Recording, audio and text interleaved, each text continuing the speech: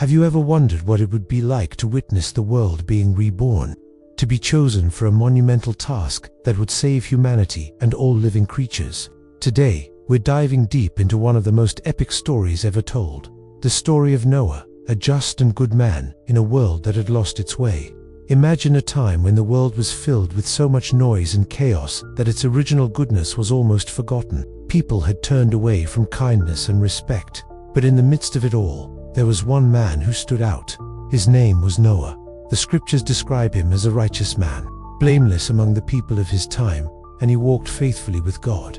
He wasn't a king or a great warrior. He was a family man, a father to 3 sons, Shem, Ham, and Japheth. But his character, his integrity, and his unwavering faith made him extraordinary. It was this very character that led God to choose Noah for an incredible, almost unbelievable, mission. God saw the state of the world and decided to wash it clean, to give it a fresh start, and Noah was to be the key. God spoke to Noah, laying out a plan that must have sounded impossible. Make yourself an ark of cypress wood, God instructed. This wasn't just any boat.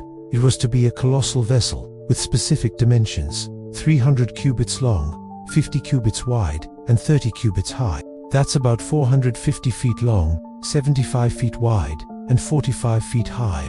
To put that into perspective, that's longer than a football field. It was to have lower, middle, and upper decks, and a roof. It was an engineering marvel, designed to withstand a cataclysmic event. Can you imagine the scene?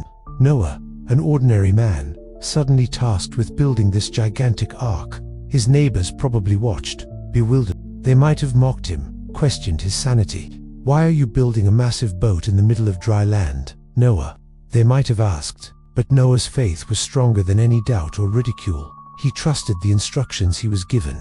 For years, he and his sons labored, cutting wood, measuring beams, and sealing the structure with pitch, inside and out, to make it watertight. They worked tirelessly, holding on to a promise that no one else could see. But the ark wasn't just for his family. God gave Noah another crucial instruction.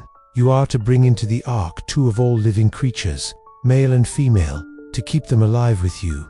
Birds, animals, and every kind of creature that moves along the ground. 2 of every kind were to come to Noah to be kept alive. It's a breathtaking image, a procession of animals, from the largest elephant to the smallest lizard, making their way towards the ark, guided by an unseen hand. It wasn't Noah's job to go out and capture them. They came to him. This part of the story highlights the divine orchestration of the entire event. It was a plan of preservation, a rescue mission for all of creation. With the ark completed, the animals safely aboard, and provisions stored for the long journey ahead, Noah, his wife, his sons, and their wives entered the vessel. They were 7 days in the ark, waiting. Then, the first drops of rain began to fall. But this was no ordinary storm. The Bible describes it vividly. All the springs of the great deep burst forth, and the floodgates of the heavens were opened. Rain poured down on the earth for 40 days and 40 nights. The water level rose relentlessly, covering the valleys, then the hills, and finally the highest mountains. The world as they knew it disappeared beneath a vast, churning ocean.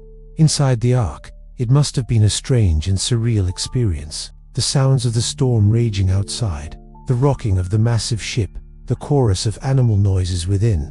For 40 days and 40 nights, they were tossed on the waters, completely at the mercy of the flood. Yet, they were safe, protected within the wooden walls they had so faithfully built. This period represents a time of waiting, of endurance, and of complete trust. They had no control over the storm outside. All they could do was care for the creatures in their charge and hold on to the hope that the waters would one day recede. After the 40 days of rain, the water covered the earth for 150 days. It was a long, quiet wait. Then, slowly, a wind began to blow, and the waters started to go down. The ark, which had been floating freely, finally came to rest on the mountains of Ararat. Even then, the journey wasn't over. They had to wait for the earth to dry. To check the conditions, Noah sent out a raven, which flew back and forth until the water had dried up from the earth. Then, he sent out a dove. The first time, the dove returned, finding no place to rest its feet. A week later, he sent it out again. This time, it returned in the evening with a freshly plucked olive leaf in its beak. This was the sign Noah had been waiting for. The olive leaf was a symbol of peace, a promise of new life. It meant that the flood was over and vegetation was beginning to grow again. After waiting another 7 days, he sent the dove out once more, and this time it did not return. The earth was ready.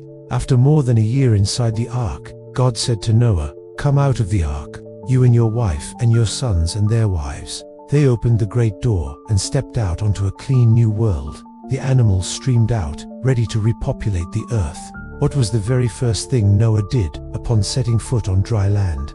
He didn't immediately start building a house or planting a field. The first thing he did was build an altar to the Lord. He took some of the clean animals and birds and offered them as a burnt offering on the altar.